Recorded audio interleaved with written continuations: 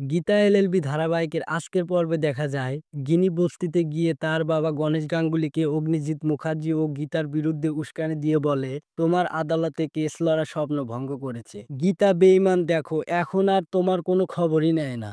আর আমি তোমার জন্য সবকিছু নিয়ে এসেছি, কাল থেকে তুমি কোর্টে যাবে। তখন গণেশ গাঙ্গুলি বলে আমি ক্লায়েন্ট কোথায় থেকে পাবো? তখন গিনি বলে আমি তোমাকে খুঁজে দেব।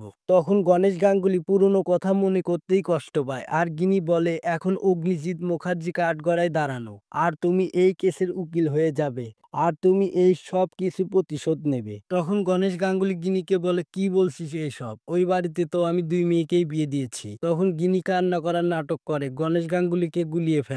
তখনই গণেশ গাঙ্গুলিকে ফোন করলে গিনি গীতার ফোন ধরতে দেয় না, আর গিনি গণেশ গাঙ্গুলির কাছ থেকে ফোনটা নিয়ে গীতাকে বলে তুই তো এখন আনন্দ করবি, তোর স্বামীকে ভালোবেসে ভ্যালেন্টাইন্স ডে পালন করবি, আর আমার বাবা অন্ধকারে পড়ে থাকবে, তুই তো খবরে নিবি না বাবা। কিন্তু আমি গিনি থাকতে আমার বাবাকে অন্ধকারে থাকতে দেব না। গীতা বলে তুই আবার কি শয়তানি করতে ওখানে গিয়েছি? গিনি বলে সময় হলেই ঠিক দেখতে পাবি বলেই ফোনটা কেটে দেয়। তারপর গিনি যেসব পোশাক নিয়ে তার বাবার কাছে যায় সেগুলো গণেশ গাঙ্গুলিকে পরিয়ে দেয়, আর বলে আমি তোমাকে এমন একটা কেস এনে দেব, তুমি যদি এই কেসটা জিততে পারো তাহলে টপ অফ দ্য টাউন হয়ে যাবে, আর তোমাকে নিউজ চ্যানেলে দেখা যাবে। সবকিছু রেডি আছে তো, আপনার বাবাকে দিয়ে সইটাও করিয়ে নেন। এদিকে ধীমান সেনের কথা মতো গিনি গণেশ গাঙ্গুলিকে নিয়ে নতুন চেম্বারে আসে, আর অগ্নিজিৎ মুখার্জি নামে উস্কানি দিয়ে তার বাবাকে বিষিয়ে তোলে।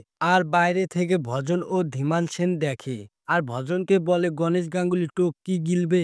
ভজন বলে ঠিক গিলবে, আপনি দেখতে থাকুন। তারপর গিনি আর মাস্টার ঘোষাল গণেশ গাঙ্গুলিকে কেসটাতে লড়ার জন্য সিগনেচার করতে গেলে সেই সময় গীতা গণেশ গাঙ্গুলিকে ফোন করে, আর গিনি তার বাবার থেকে ফোনটা নিয়ে গীতাকে বলে বাবা তোর সাথে আর কথা বলবে না, তোর মুখটাও দেখতে চায় না। তখন গীতা গিনিকে অনেক বুঝায়, কিন্তু গিনি কোনো কথা না শুনে ফোনটা রেখে দেয়। তাহলে বন্ধুরা কি হতে চলেছে আগামী পর্বে দেখতে ভুলবেন না।